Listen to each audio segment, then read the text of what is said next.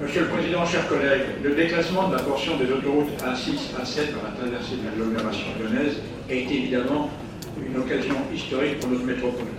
L'accord de principe que vous avez obtenu auprès du secrétaire d'État au transport début mai, Monsieur le Président, était attendu depuis longtemps.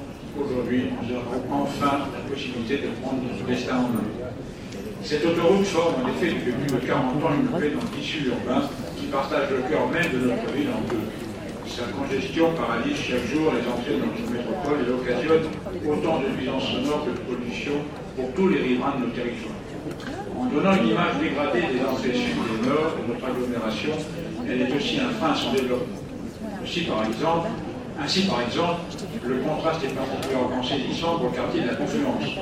Nous avons d'un côté un secteur en pleine mutation avec des réalisations remarquables, à l'image du musée des Confluences et son architecture avant-gardiste, et de l'autre, à proximité immédiate, la présence de cette autoroute urbaine, vestige d'une époque où la place de la voiture était centrale dans l'esprit des aménageurs et qui ne répond plus aux enjeux de mobilité d'une grande métropole du XXIe siècle.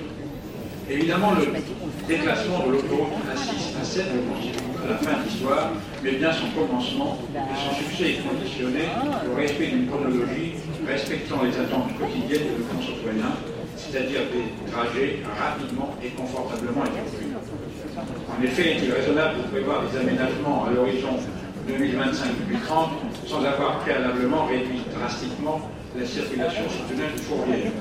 Nous supposons que des études de circulation par les horaires existent, mais en tout état de cause, il semble difficile de faire circuler 80 000 véhicules jour sur une voirie réduite à 2 fois une voie, comme le prévoit notre préfet à l'horizon 2020.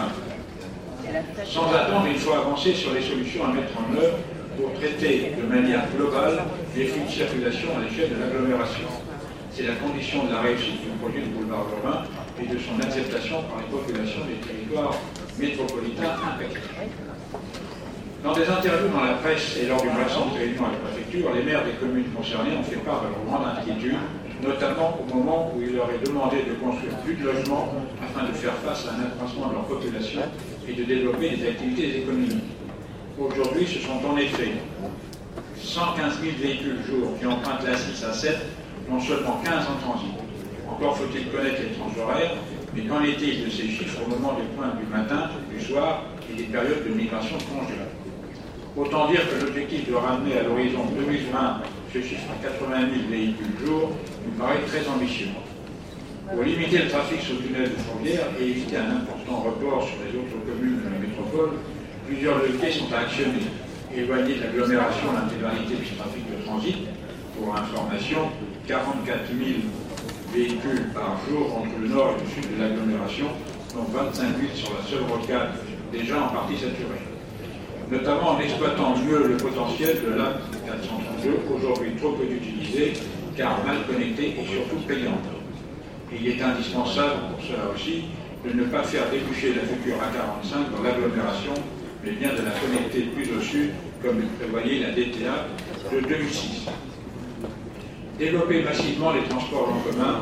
Certes, le plan de mandat du CITRAL comporte déjà jusqu'en 2020 des projets structurants, comme le prolongement du métro B et du tramway T1, mais face à un tel projet, ils sont déjà tout à fait insuffisants.